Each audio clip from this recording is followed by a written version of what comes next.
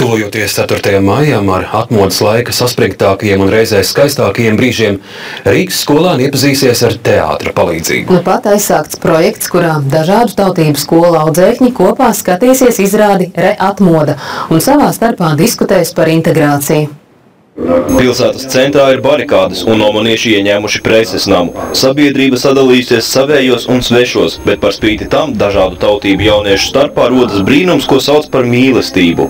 Tā režisoras Ditas Balčas projektu teātris piesaka izrādi Re-atmoda, kura no šodienas tiek izrādīta Rīgas skolās.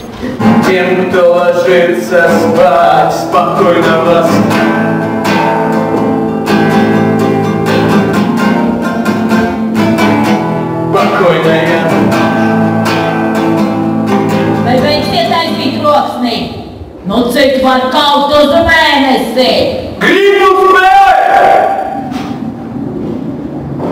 Man kāds patika. Tikai es daudz ko nesapratu. Tā ir daļa no Rīgas domes izglītības departamenta atbalstīta integrācijas projekta. Dažādu tautību skolu skolēni kopā skatās jautro, bet smeldzīgo izrādi un pēc tam iesaistās diskusijā. Pirmie projektā piedalījās Rīgas 41. un 34. vidusskolas audzēkņi.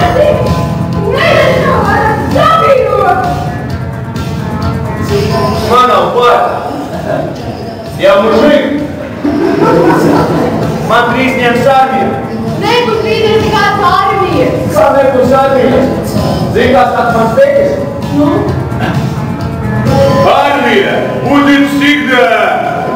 Pēc izrādes ovācijas nevarēja rimties ilgi. Tomēr sekojošajā diskusijā vidusskolas vecuma jaunieši galvenokārt uzstāja, ka patiesībā jau nekādu lielu problēmu savstarpējā sapratnē neesot. Vispār es esmu it kā daļai latvieta, gan krieviete, un bija interesanti paskatīties, kas tā vispār ir.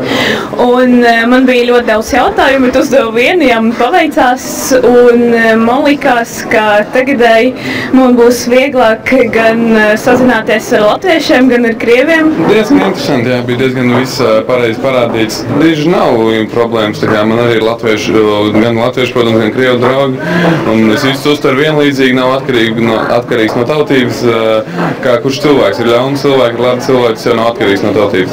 Projekta ietvaros ieplānotas 7 izrādes dažādās Rīgas skolās. Aigars Lazdiņš, Aigars Ulmanis, TV3 ziņas.